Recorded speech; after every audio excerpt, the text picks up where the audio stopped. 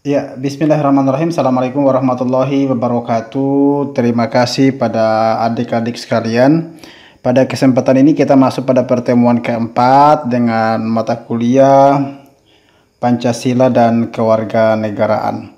Jadi materi kita pada kali ini adalah kita akan bicara tentang Pancasila sebagai etika politik Indonesia.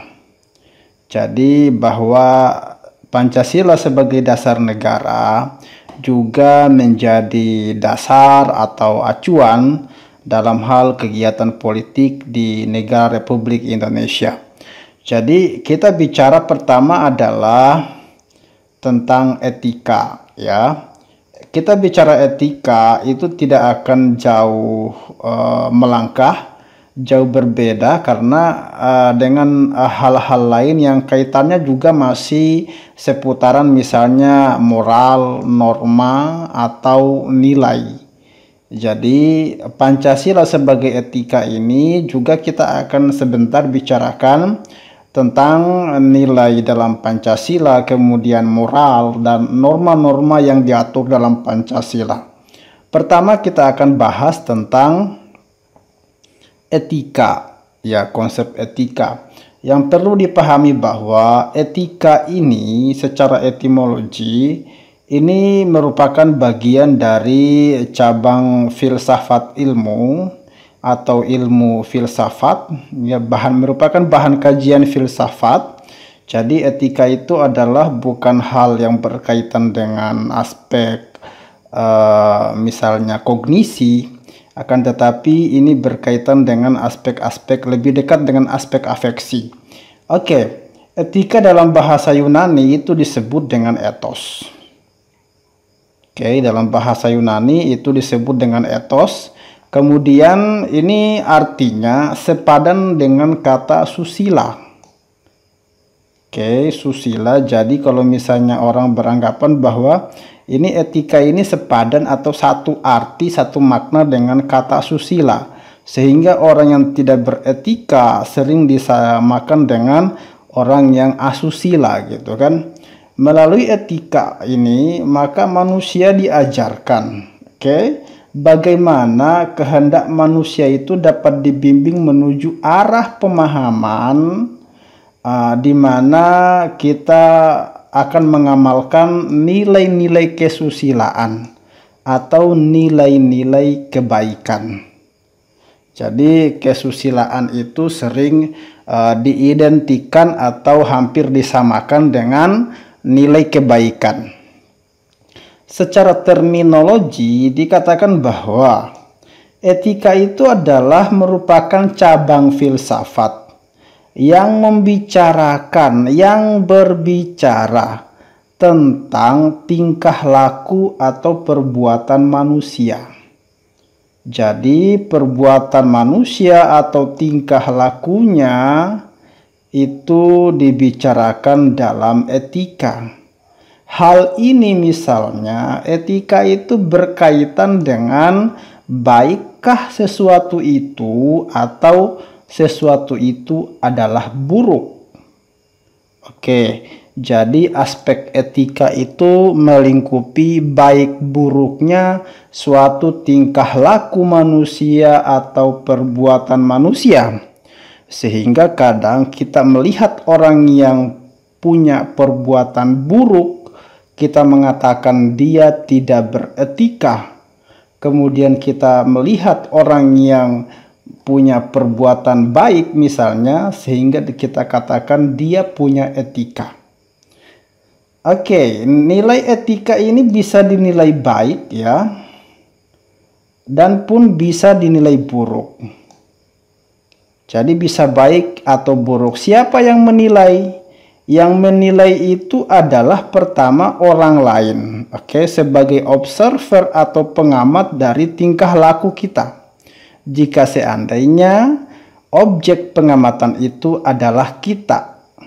Sementara sebenarnya kita pun bisa menilai diri kita, apakah kita memiliki etika atau tidak dalam setiap perbuatan. Oke. Jadi penilaian baik atau buruk dari perbuatan itu menyangkut perbuatan yang seperti saya uraikan tadi, tingkah laku, jadi perilaku kita juga dinilai apakah itu baik atau buruk. Setelah dikategorikan baik atau buruk itu, lalu dikatakanlah iya, disimpulkanlah misalnya kita beretika atau tidak. Kemudian gerakan-gerakan, ada gerakan-gerakan misalnya yang kita lakukan atau yang dilakukan oleh orang lain, kita bisa menyimpulkan apakah gerakan itu bisa masuk dalam kategori beretika atau tidak. Dan selanjutnya misalnya objek etika selanjutnya adalah kata-kata. Jadi ketika misalnya manusia berucap bertutur, maka orang yang mendengar itu bisa mengartikan, memaknai, dan selanjutnya makna itulah yang diterjemahkan oleh manusia bahwa ia masuk dalam kategori perilaku atau kata-kata yang beretika atau melanggar etika. Namun yang perlu dipahami bahwa etika ini tidak membicarakan, tidak mencakup soal motif. Motif itu penyebab orang misalnya melanggar etika. Etika tidak membahas soal watak, penutur, atau pelaku. Etika tidak membahas soal suara hati. Akan tetapi yang dinilai oleh etika adalah apa yang muncul, apa yang bisa teramati oleh indera. Persoalan apa yang ada dalam hati manusianya, itu etika tidak sampai menilai pada aspek itu. Dia hanya menilai pada aspek-aspek yang tampak, seperti perbuatan yang bisa diamati, kemudian habis itu gerak-gerik juga yang bisa diamati, habis itu kata-kata yang bisa didengar. Itu adalah cakupan penilaian dari etika itu sendiri. Kemudian perbuatan atau tingkah laku,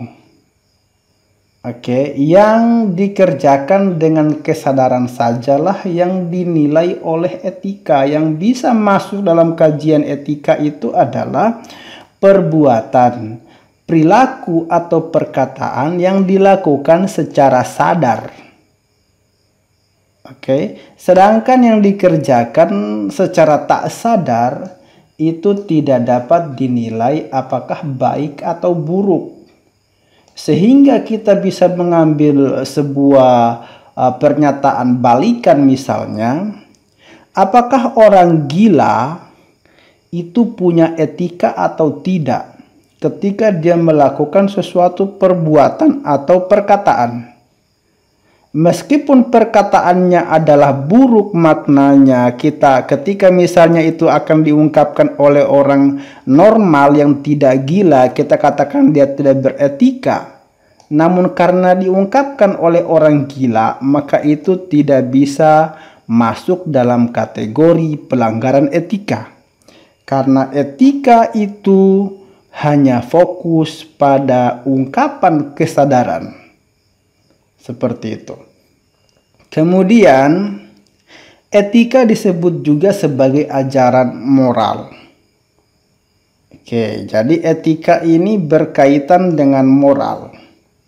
Abdul Khalil Dahlan menjelaskan bahwa moral dan etika itu hakikatnya merupakan prinsip dan nilai yang menurut keyakinan seseorang atau masyarakat dapat diterima dan dilaksanakan secara tepat.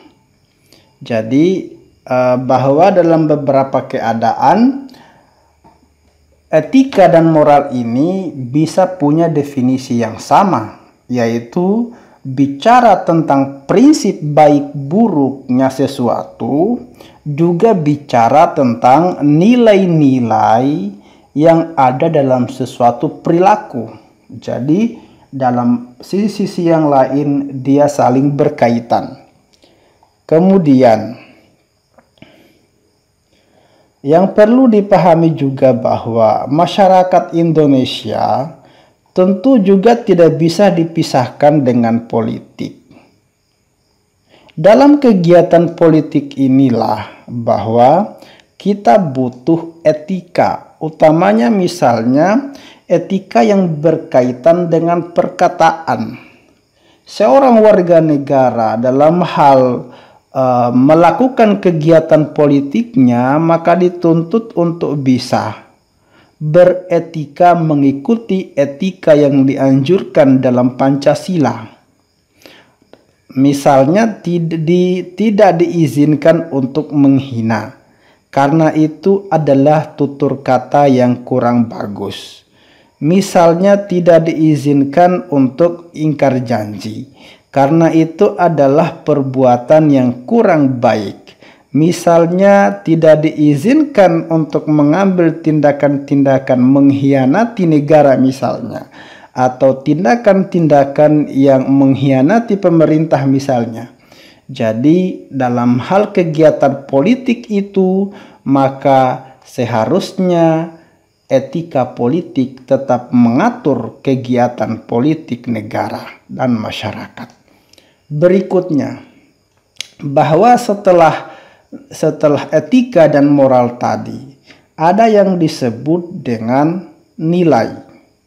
Bahwa Pancasila itu memuat nilai-nilai yang luhur, nilai-nilai yang sangat bijaksana, menjadi pandangan hidup orang Indonesia secara umum.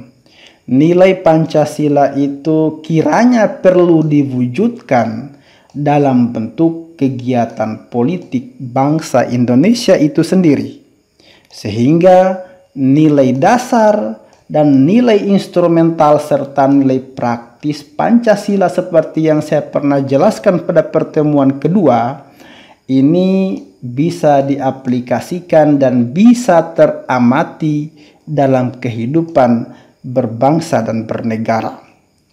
Kemudian misalnya kita mengambil rujukan pada Pancasila. Pancasila misalnya di sila pertama itu bicara tentang ketuhanan yang Maha Esa. Ketuhanan yang Maha Esa ini menjadi sumber atau nilai-nilai kehidupan bangsa kita. Sila ini sebenarnya memuat unsur-unsur norma dasar yang mengatur antar individu dengan individu lainnya. Kemudian masyarakat secara umum dan negara lebih pentingnya misalnya. Selanjutnya, sila pertama inilah yang digunakan sebagai dasar politik yang berasaskan pada nilai-nilai ketuhanan atau religius. Jadi, kegiatan politik bangsa Indonesia, meskipun itu dianggap kegiatan umum, akan tetapi tetap harus merujuk pada Pancasila sila pertama yang mengedepankan unsur-unsur ketuhanan dan religiusitas dalam proses kegiatan politik di negeri ini. Berikutnya adalah ada yang disebut dengan moral. Iya, moral ini sebenarnya berupa ajaran, ya. Ajaran baik atau buruknya sesuatu. Hal ini berkaitan dengan perbuatan, aktivitas, dan kelakuan. Intinya bicara tentang baik buruknya suatu perilaku. Maka moral ini berupa tingkah laku, perilaku seseorang yang dilakukan oleh seseorang secara sadar. Intinya adalah kita bicara soal sadar. Yang kemudian itu perilaku itu misalnya dipandang itu memiliki nilai-nilai kebaikan atau mungkin dia berada dalam kategori buruk. Dan itu nampak dalam kehidupan bermasyarakat, berbangsa, dan bernegara. Sehingga moral ini Ini dikatakan mirip dengan etika seperti yang saya jelaskan tadi. Ini bicara tentang baik buruknya suatu perilaku yang dilakukan seseorang karena sadar. Ini bicara tentang tata susila dan sopan santun misalnya. Sopan santun ini berkaitan dengan aspek perilaku atau kegiatan gerak-geri anggota tubuh, atau mungkin dia berupa tentang tata bahasa yang terungkap melalui lisan. Kemudian Pancasila ini dianggap sebagai moral perorangan. Kemudian habis itu juga masuk dalam moral bangsa dan moral negara. Jadi Pancasila ini bukan hanya sebatas dimiliki oleh negara, akan tetapi dia harus muncul dan diamalkan oleh individu per individu, orang per orang.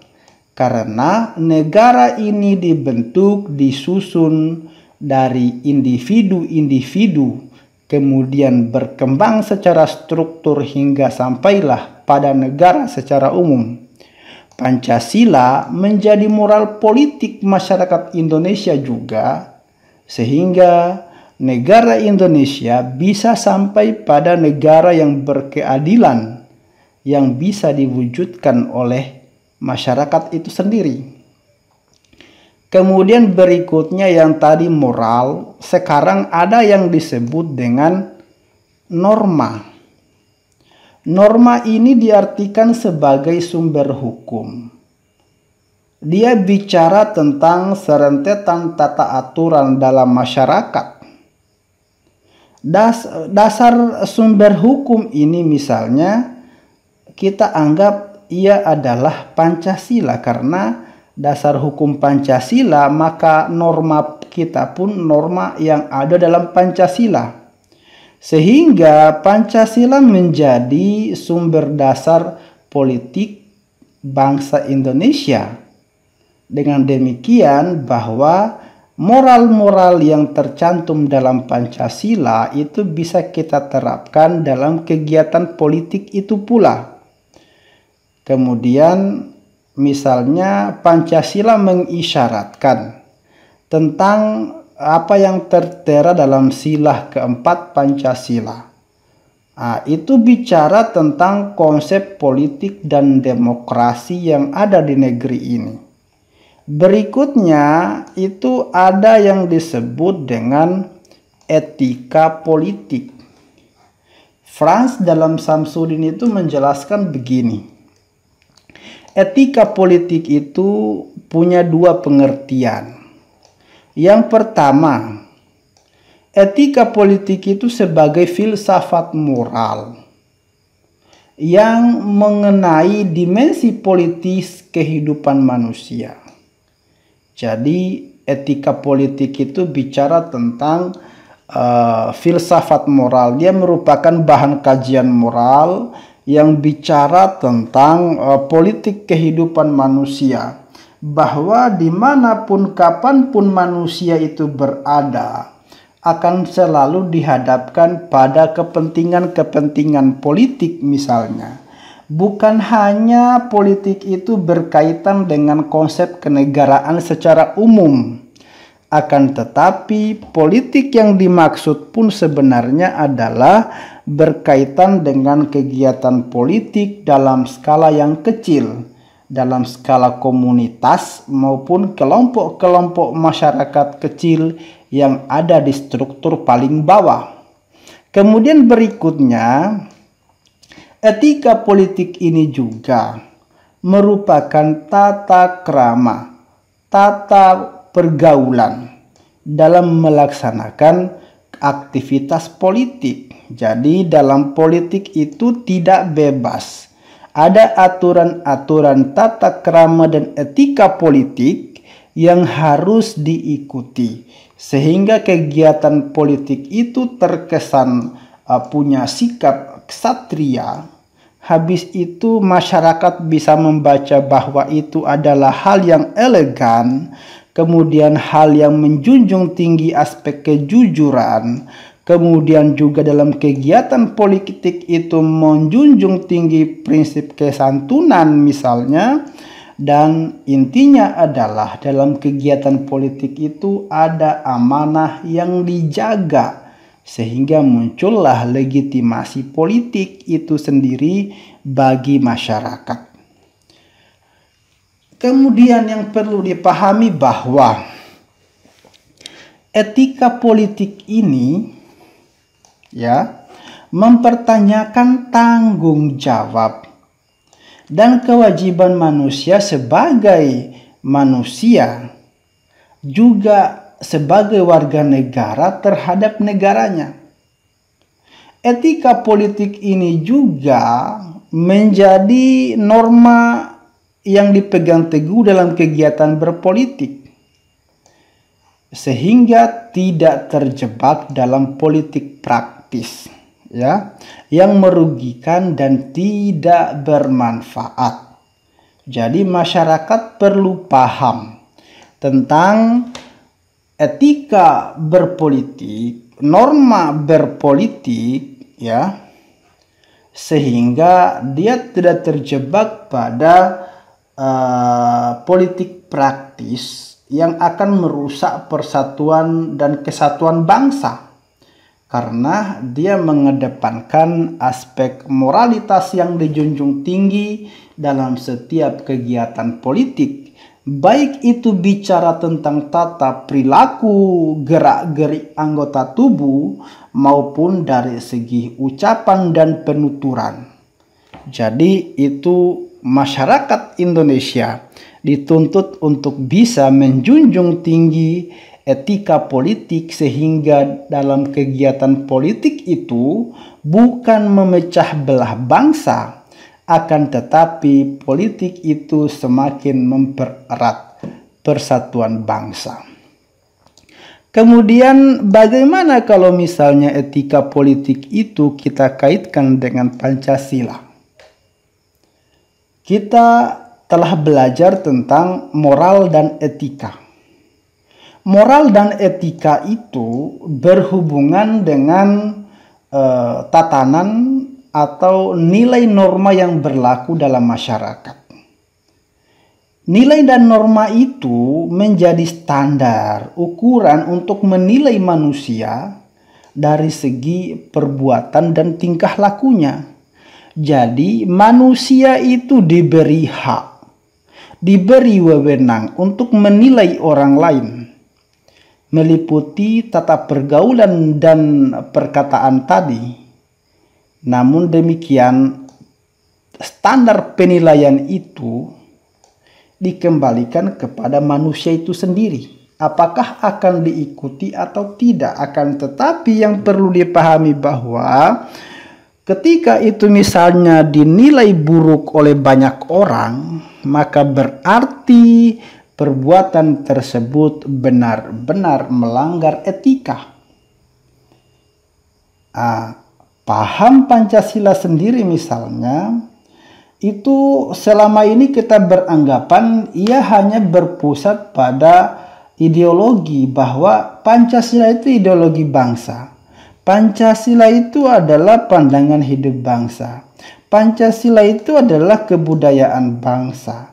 Akan tetapi, yang perlu dipahami bahwa Pancasila itu merupakan kristalisasi nilai. Pancasila itu merupakan kumpulan banyak nilai, banyak norma, banyak prinsip yang bisa kita gunakan dalam kehidupan sehari-hari. Baik itu misalnya kita mengukur moralitas pikiran, kita mengukur moralitas tindakan kita, atau mungkin kita mengukur moralitas ucapan kita. Di sini Pancasila punya nilai. Setidaknya misalnya ucapan kita dalam berpolitik tidak melanggar Pancasila, sila pertama tentang ketuhanan yang Maha Esa. Ucapan kita tidak sampai menyinggung bahkan melanggar itu. Ucapan kita pun tidak sampai pada melanggar sila ketiga Pancasila tentang persatuan Indonesia. Setidaknya yang kita ungkapkan adalah data-data yang benar, Setidaknya yang kita sampaikan adalah berupa hal-hal positif yang bisa mempererat persatuan bangsa. Sehingga dengan demikian sebenarnya lingkup kehidupan berbangsa dan bernegara itu berada di koridor ideologi Pancasila. Termaksud di dalamnya adalah kegiatan politik. Jadi politik itu tidak bisa lepas dari ikatan dan pengawasan Pancasila. Kegiatan politik tidak diizinkan melanggar semua hal yang tertulis dalam Pancasila. Sehingga setidaknya ketika itu terjaga, maka keutuhan bangsa juga akan semakin erat. Dengan demikian, maka sebagai falsafah dan ideologi negara, maka sebenarnya Pancasila tidak hanya merupakan sumber aturan saja, akan tetapi ia juga sebagai sumber moralitas. Dia juga merupakan sumber nilai-nilai yang hidup di masyarakat. Dia juga merupakan sumber ajaran moral, terutama hubungannya dengan kegiatan legitimasi kekuasaan yang berkaitan dengan kekuasaan dan pemerintahan. Itu seharusnya kembali pada rujukan Pancasila sebagai dasar negara. Serta misalnya hal-hal lain yang berbicara mengenai kebijakan politik pemerintah misalnya, atau kebijakan-kebijakan lain yang baik yang dimiliki oleh pemerintah dalam hal ini negara maupun yang dimiliki oleh swasta yang hidup dan menetap di dalam negeri Indonesia, maka harus tunduk dan patuh di bawah ajaran moral dan etika yang terkandung dalam Pancasila. Misalnya kita kembali kepada sila pertama, yaitu ketuhanan yang Maha Esa. Ini artinya apa? Bahwa Indonesia itu adalah bukanlah negara yang teokrasi. Bukanlah negara yang everything semuanya itu mengedepankan aspek religiusitas gitu kan. Bahwa di sini adalah kita bisa mengambil sebuah asumsi bahwa misalnya seseorang kepala negara atau seorang penguasa, kekuasaan kepala negara itu tidak bersifat mutlak misalnya berdasarkan pada asas-asas religiusitas, semuanya religiusitas. Akan tetapi di sini sebenarnya ada dasar-dasar asas hukum yang dipatuhi. Kalau misalnya pemilihan presiden, pemilihan gubernur, wali kota, atau mungkin anggota DPR, dalam agama tidak ditentukan bagaimana caranya, maka ada aspek hukum yang mengatur itu, sehingga dikatakan bahwa Pancasila itu tidak dalam sila Pancasila sila pertama itu bukan menunjukkan bahwa kita adalah negara teokrasi, negara yang semuanya adalah didasarkan pada agama. Akan tetapi ada aturan-aturan yang sifatnya itu adalah berupa kajian hukum dan demokrasi. Oleh karena itu, Pancasila sila pertama lebih berkaitan dengan legitimasi moral dalam kegiatan politik yang mencakup percampuran antara unsur-unsur ketuhanan atau teokrasi tadi dengan unsur-unsur hukum dan demokrasi. Hal inilah yang menandakan bahwa negara yang berketuhanan yang Maha Esa dengan negara teokrasi misalnya itu berbeda. Sehingga misalnya muncullah negara kita, negara Indonesia. Kemudian negara itu pada prinsipnya merupakan persekutuan hidup manusia sebagai makhluk Tuhan. Persekutuan hidup maksudnya adalah negara itu hasil akumulasi individu per individu yang diciptakan oleh Tuhan. Seorang individu tidak akan bisa membentuk negara dalam arti kesendirian. Akan tetapi, kalau misalnya kita beranggapan dalam konteks struktur misalnya, negara itu adalah secara umum disusun oleh manusia yang tinggal di wilayah Indonesia.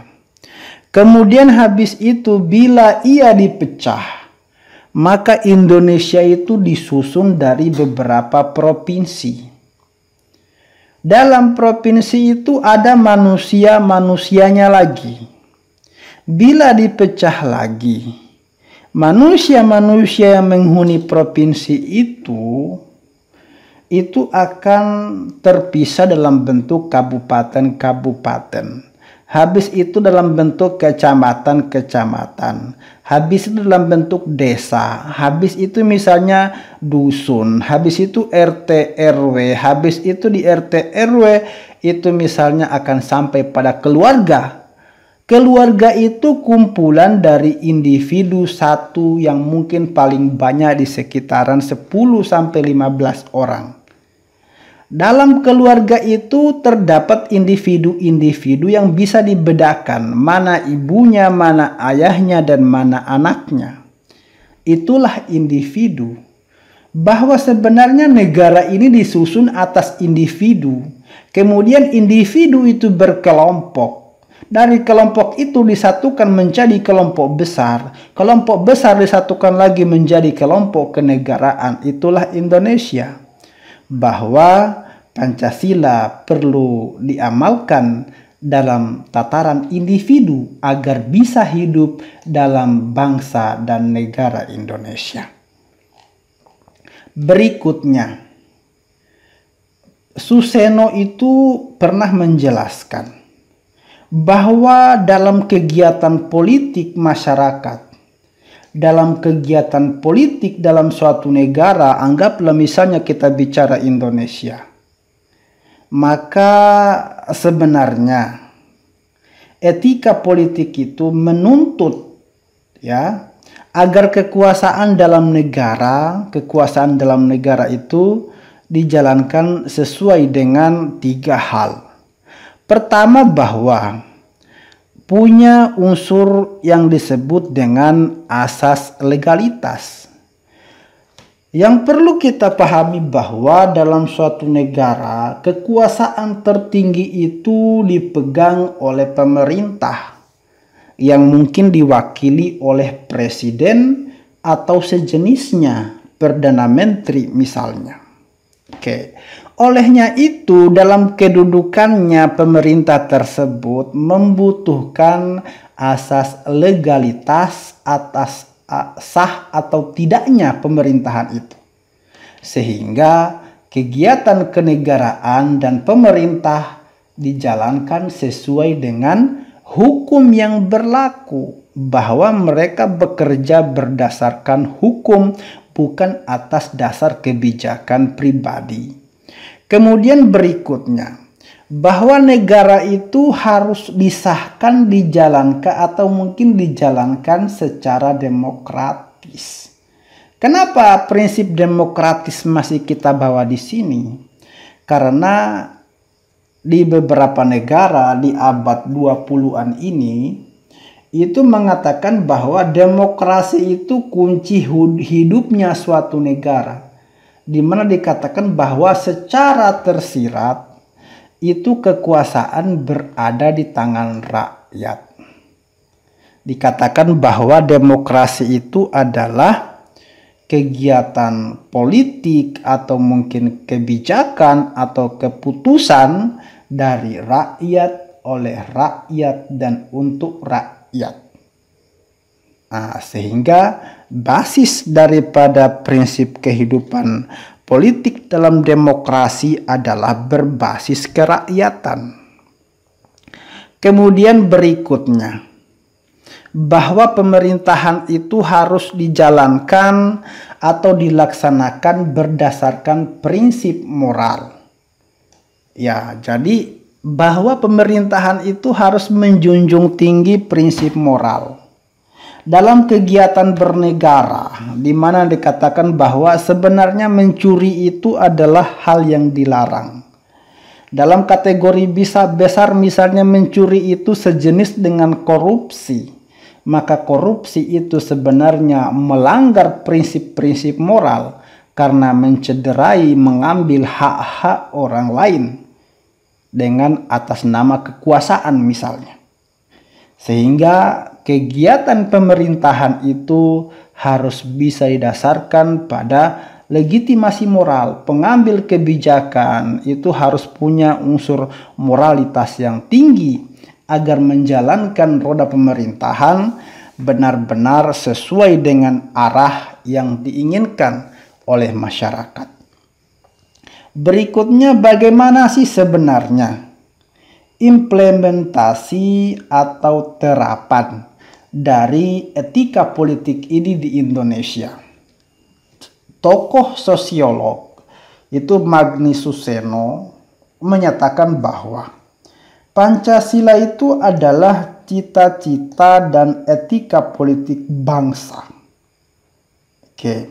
Sehingga dia bisa diartikan ia menyangkut kehidupan masyarakat kita sendiri secara keseluruhan.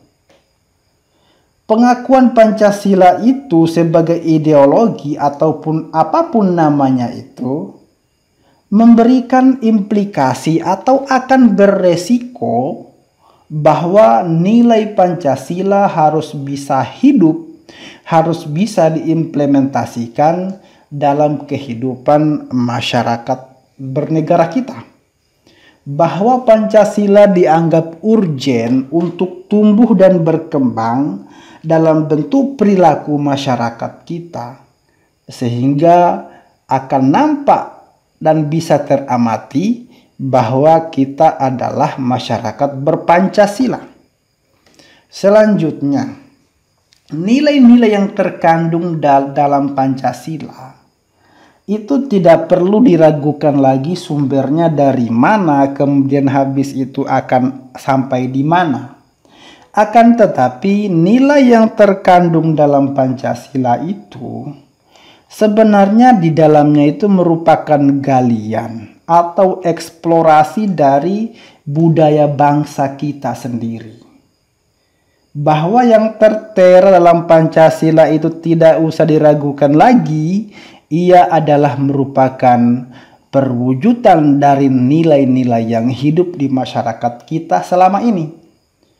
Hal ini bisa dijabarkan bahwa yang pertama, Pancasila itu merupakan nilai dasar manusiawi yang berhasil ditemukan di masyarakat. Bahwa yang pertama misal dalam Pancasila, sila pertama, ketuhanan yang Maha Esa, bahwa dari dulu masyarakat kita Indonesia itu menjunjung tinggi aspek agama, sehingga nilai ketuhanan yang Maha Esa itu diprioritaskan untuk masuk dalam rancangan Pancasila. Kemudian misalnya unsur-unsur lain yang ditemukan yang hidup, yang bicara tentang unsur kemanusiawian sesuatu. Misalnya unsur persatuan Indonesia. Bahwa sebelum rancangan Pancasila ini ada, kita anak cucu bangsa Indonesia itu telah lama hidup dalam prinsip bercerai-berai. Jadi tidak ada kekuatan di dalamnya, sehingga lahirlah persatuan Indonesia untuk suatu perubahan yang lebih besar. Kemudian nilai dasar dalam Pancasila itu sendiri disusun sebagai nilai kesatuan yang sistematis. Jadi susunannya sudah sistematis dari Pancasila, sila pertama sampai pada sila kelima. Kemudian berikutnya, nilai dasar dalam Pancasila itu merupakan nilai moral yang selama ini dijadikan pedoman dan itu hidup di masyarakat Indonesia. Kemudian rumusan Pancasila itu juga terdapat dalam Undang-Undang 1945. Meskipun ini sebenarnya tampak agak sedikit abstrak atau susah dimengerti. Akan tetapi ini bisa kita jadikan sebagai pedoman melalui penafsiran-penafsiran, melalui pemaknaan-pemaknaan terhadap Pancasila itu sendiri. Kemudian berikutnya, nilai dalam Pancasila itu dicari dan ditemukan dalam rumusan Pancasila sendiri. Bahkan nilai tersebut perlu dijabarkan lebih lanjut untuk dapat diwujudkan. Bahwa nilai-nilai dalam Pancasila misalnya nilai religiositas, maka kita kembali kepada sila pertama. Habis itu nilai-nilai kerakyatan, kita kembali pada sila keempat misalnya. Nilai-nilai keadilan kita kembali kepada sila kedua dan sila kelima, maka itu perwujudan dari tafsiran pemaknaan dalam Pancasila itu sendiri. Terakhir bahwa etika politik dalam kegiatan berpolitik di negara ini harus direalisasikan, ya, harus diimplementasikan oleh setiap individu tanpa terkecuali, karena individu itulah yang menyusun negara. Dan penyusunan dan serta realisasi etika politik ini harus bisa nampak dari struktur teratas, misalnya legislatif, kemudian eksekutif, kemudian yudikatif. Semua unsur ini harus telah melaksanakan Pancasila, dan kemudian habis itu Pancasila hidup dan berkembang di masyarakat kita. Demikian perkuliahan kita pada kesempatan ini. Kurang lebih hampir 50 menit. Silakan disimak, dipahami kaitannya dengan Pancasila sebagai nilai yang hidup dalam masyarakat Indonesia secara umum. Demikian, billahi taufiq wal hidayah. Wassalamualaikum warahmatullahi wabarakatuh.